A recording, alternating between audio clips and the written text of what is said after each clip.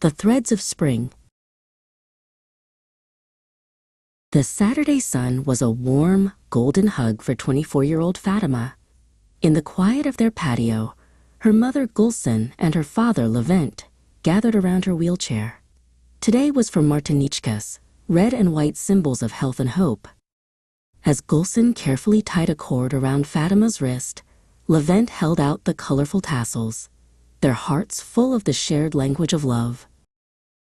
Figaro, their gray-brown tabby, was never far behind.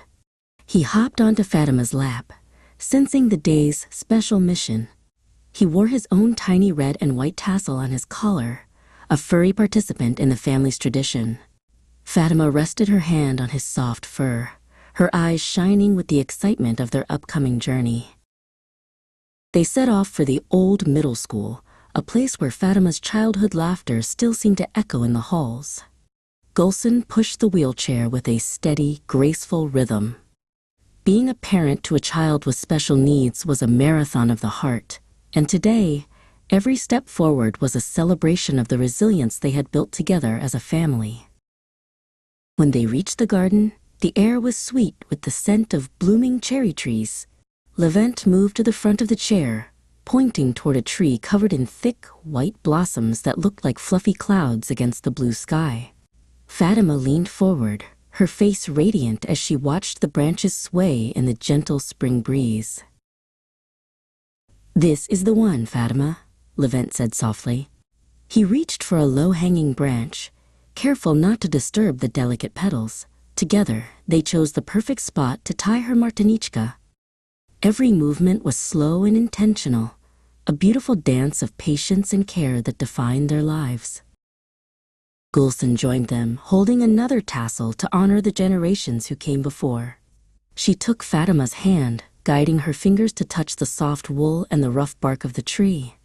It was important for Fatima to feel the world, to be an active part of the tradition that linked their past to their present. Gulsen and Levent stepped back for a moment, watching their daughter beneath the canopy of white flowers. The journey of raising a child with developmental delays was filled with unique challenges, but it was also filled with an extraordinary depth of love. They saw the world through Fatima's eyes, a world where small moments were the greatest treasures. High above, the wind picked up, sending a flurry of white petals dancing through the air like spring snow. Fatima looked up, her face transformed by wonder. In her non-verbal world, the falling petals were a conversation of beauty, a reminder that growth and joy could be found in the quietest of moments. Gulsen leaned down and pressed a tender kiss to Fatima's forehead. "Happy spring, my sweet girl," she whispered. The Martinichkas fluttered on the branches, red for health and white for purity, a testament to the unwavering strength of a family that moved through the world at its own beautiful pace.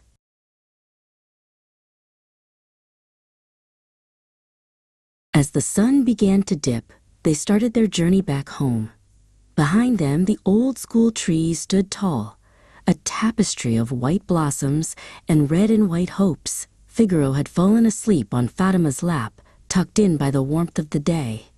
Their hearts were full, anchored by the threads of love that tied them all together.